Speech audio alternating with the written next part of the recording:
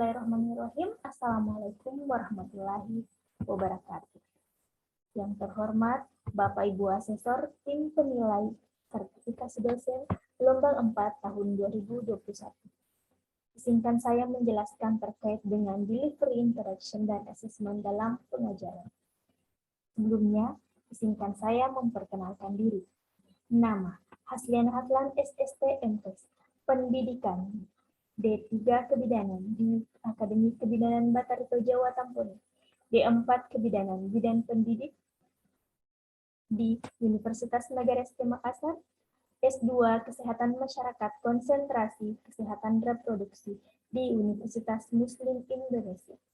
Saya bekerja sebagai dosen tetap di Akademi Kebidanan Bina Sehat Nusantara yang saat ini berubah bentuk menjadi Institut Sains dan Kesehatan BONI di Prodi D3 Kebidanan.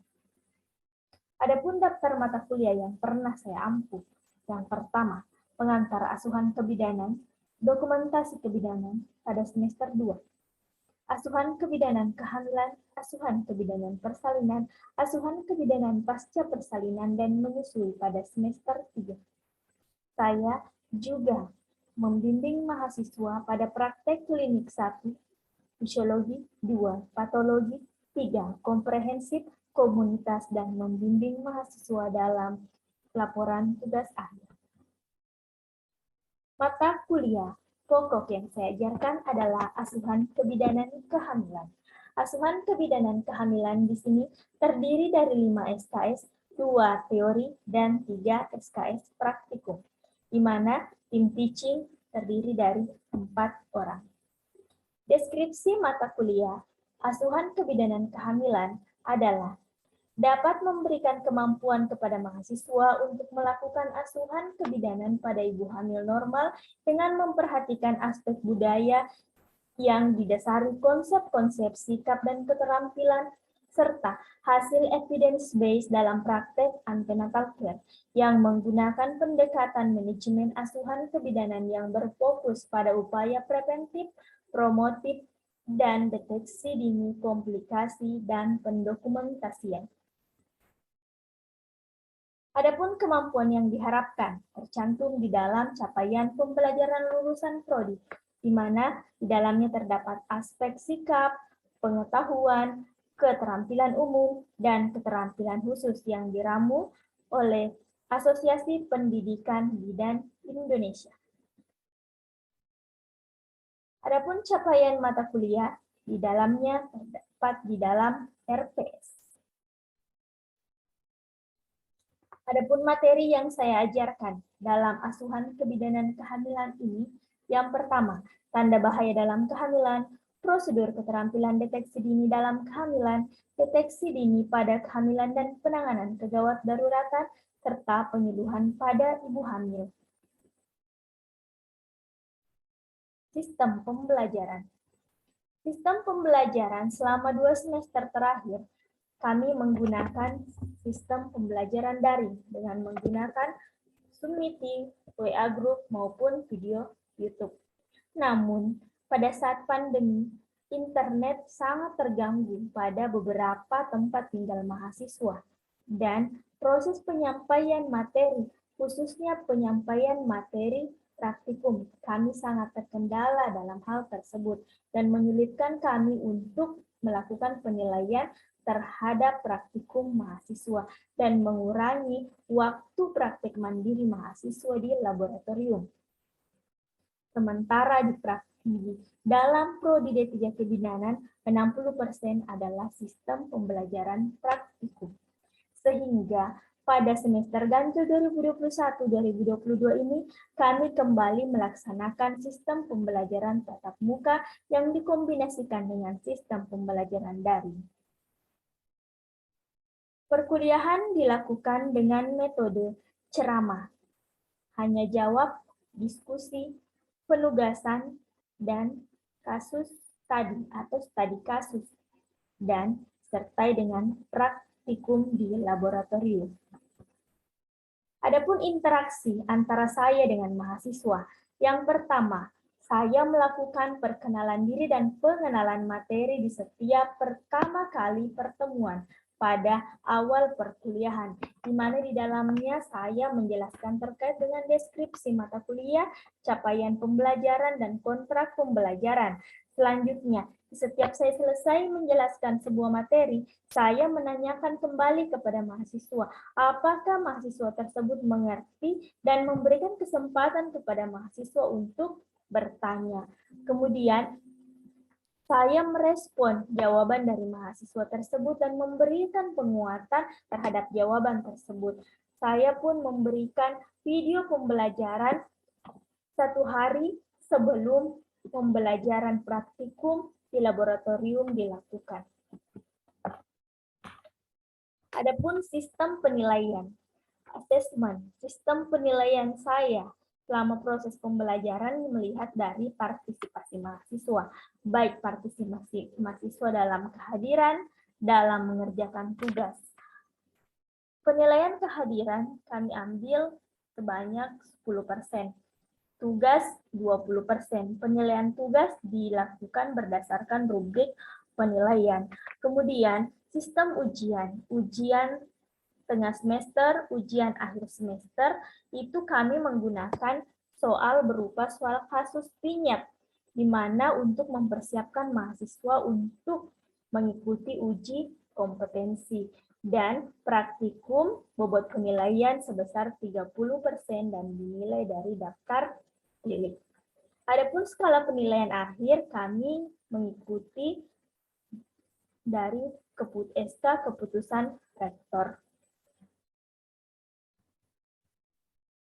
Itulah tadi penjelasan saya terkait dengan delivery, interaction, dan assessment. Selanjutnya saya akan menayangkan video berdurasi 30 menit terkait dengan proses pembelajaran tatap muka yang saya lakukan. Terima kasih. Wassalamualaikum warahmatullahi wabarakatuh. Assalamualaikum warahmatullahi wabarakatuh. Waalaikumsalam warahmatullahi wabarakatuh. Selamat pagi semua. Bagaimana kabar hari ini, Dek? Saya kan banyak waktu yang kosong ya, jadi saya berharap yang sudah hadir hari ini selalu diberikan kesempatan dan kita yang hadir hari ini juga selalu diberikan kesempatan. Meskipun wabah COVID ini sudah berakhir, mungkin sudah hampir berakhir ya di Kabupaten Bone,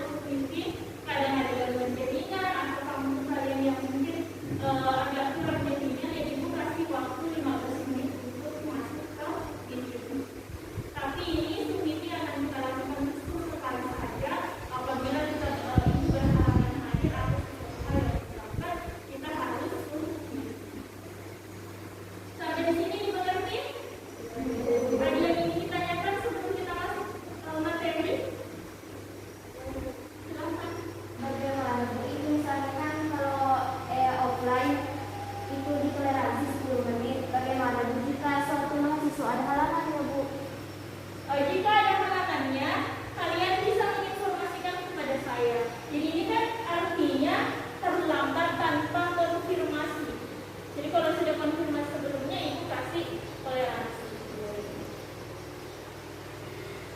Baik, kita masuk ke materi. Jadi materi pertama yaitu tanda bahaya dalam kehamilan. Tanda bahaya dalam kehamilan. Sebelum kita masuk tanda bahaya dalam kehamilan, kalian masih ingat pada semester sebelumnya kita sudah membahas pengantar asuhan kebidanan dan di dalamnya ada materi kehamilan. Apa itu kehamilan? Ada yang masih ingat? Masa sudah lupa? Coba Jusrianti, apa itu kehamilan? Kehamilan adalah suatu proses adanya janin di dalam perut ibu dari hasil konsepsi antara sel telur dengan sel sperma. Ya bagus. Jadi Jusrianti masih ingat ya materi sebelumnya, semester sebelumnya. Jadi itu sudah sangat betul penjelasannya bahwa kehamilan itu hasil konsepsi yang tertanam di dalam rahim. Jadi kita ingat kembali, review kembali. Menurut WHO, di sini menurut WHO, kehamilan adalah suatu proses yang natural atau alami yang dialami oleh seorang perempuan yang dimulai dari proses konsepsi. Tadi teman-teman sudah mengatakan adanya proses konsepsi dan hasil konsepsi ini tertanam di dalam rahim dan tumbuh menjadi janin selama 280 hari atau 40 minggu. Umur kehamilan Antero berapa? Ada yang masih ingat? 9 bulan 9 bulan 7 hari atau 40 minggu atau ada lagi 37 sampai 42 minggu. Itu kehamilan antara itu 37 sampai 42 minggu. Artinya kalau sudah umur segitu sudah bisa lahir di luar kandungan. Selanjutnya untuk asuhan antenatal care. Ada yang masih ingat apa itu ANC? ANC. INC itu persalinan.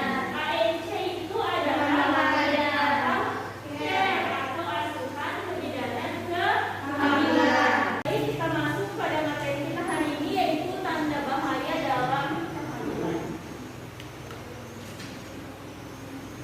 Adapun capaian pembelajaran untuk mata kuliah materi tanda bahaya dalam kehamilan yaitu mahasiswa mampu menguasai pengetahuan tentang jenis, tanda dan gejala tentang komplikasi dalam kehamilan.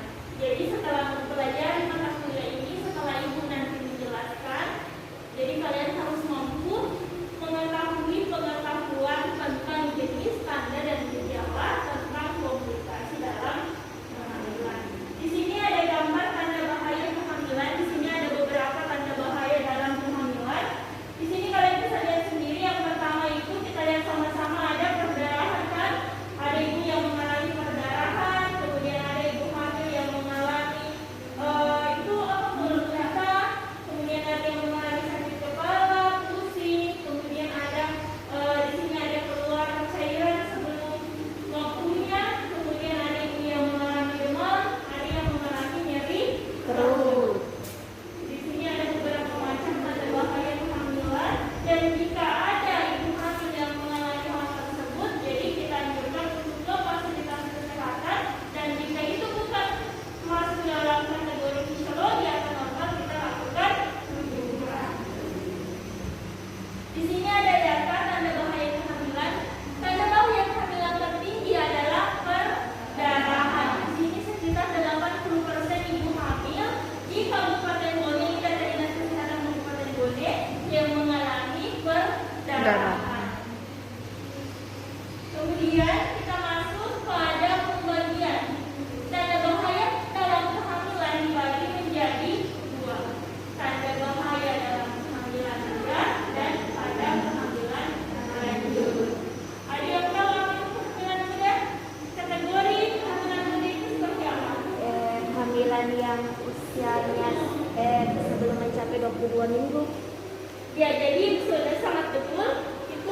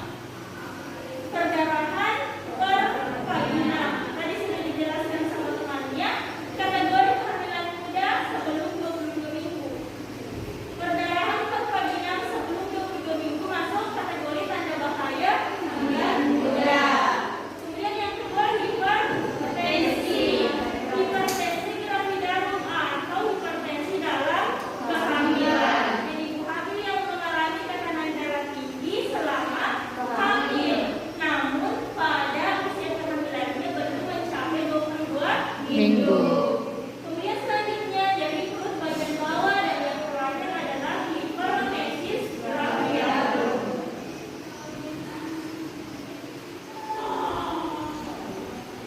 Kita masuk pada pembahasan yang pertama, yaitu perdarahan per vagina. Perdarahan per vagina pada ibu hamil pada kehamilan muda.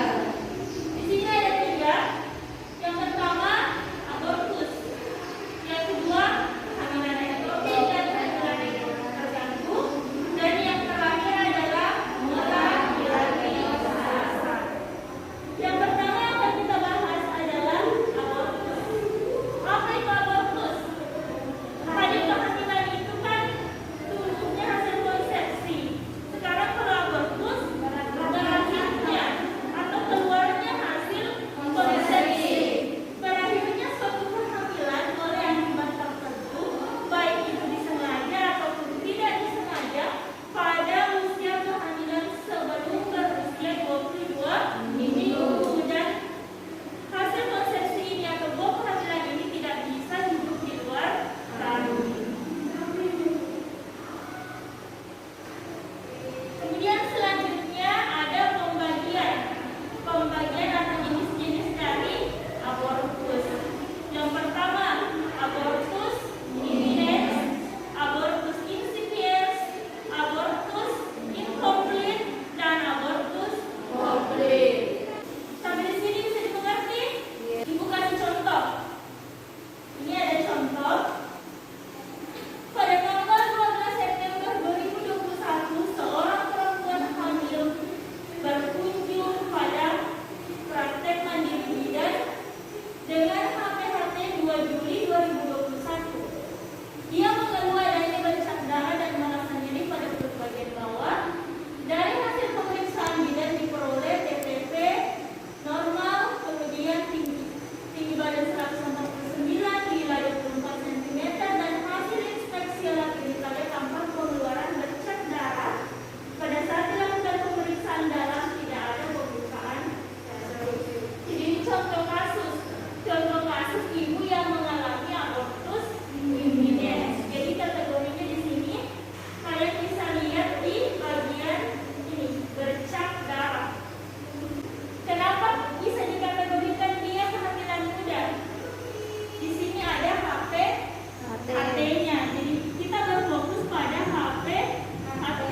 HT-nya berapa? 2 Juli 2021. Kemudian tanggal kunjungannya 12 tanggal kunjungan 12 September 2021. Jadi kita ketahui dulu umur kehamilan. Dia masuk tidak umur kehamilan kurang dari 22 minggu. Jadi ini bulan Juli, kemudian Agustus, kemudian September. Pada bulan September dia datang berkunjung pada tanggal 12, berarti 12 hari. 12 hari berarti 1 minggu. Berapa?